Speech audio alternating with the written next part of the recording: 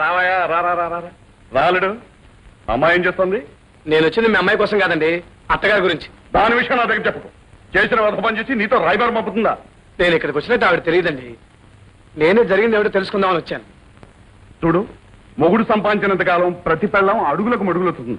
అందుకని నెత్తిరెక్కించుకోకూడదు. చెప్పు కింద తేలాగా నొక్కి పెట్టి ఉంచాలి.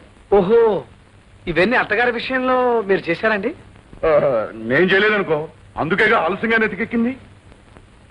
అబ్బే, అత్తగారు అలాంటి పని.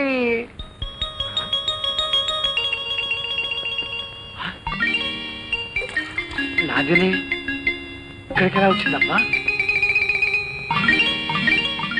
ఓహో, ఏమిటయా మాట్లాడుతూ ఆగిపోయావు?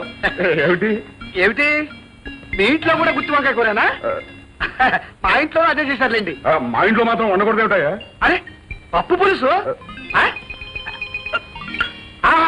అద్భుతం, అచ్చు మా అత్తగారు చేసినట్టుందండి. అరే, కొబ్బరి పచ్చడి ఆశ్చర్యంగా ఉంది. మా ఇంట్లోనే ఇవాళ అన్ని ఇవే ఐటమ్స్. ఇవన్నీ మా ఇంట్లో మాత్రం ఉండకూడదు ఏమిటయా? ఇవన్నీ మేమే తయారు చేశాం. మీరు తయారు చేశారా? కానీ ఇంత కమ్మగా చేసే చల్లని చెయ్యి ఒక్కదేనండి మా అత్తగారిది. పోన్లేండి, అభిరుచులు కలగకపోయినా రుచులు మాత్రం కలిసాయి. ఈ క్యారేజీ మాది. కరెక్టేగా? ఇది నన్ను పట్టుకెళ్ళమంటారా, అత్తగారి చేత పంపిస్తారా? పార్వతి, ఇక లాభం లేదు. అల్లుడి కానీ తెలిసిపోయి కానీ నువ్వు బయటకు వచ్చే. నాకేమీ తెలియదు బాబు, ఇదంతా మీ మావగారు ఆడిన నాటకం. అసలు సంగతి ఏమిటి మావగారు?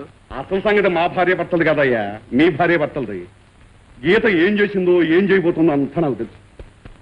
తన మూర్ఖత్వంతో బ్రతుకు నాశనం చేసుకోవడానికి సిద్ధమైంది. దాన్ని ఆపడానికే మా ఆవిడని అటమేశా. ఆ తర్వాత అంతా నీ పనేనయ్యా. ఇదిగో, కొన్నాళ్ల పాటు నీ మంచితనాన్ని ఈవిడ్ని వీళ్ళ ఆయన బయటికి తరివేశా. మీ ఆవిడ ఈవిడ్ని నేను ఎత్తి మీద పెట్టింది. ఈవిడికి తిండి పెట్టి పోషించాల్సిన అవసరం నీకు లేదు.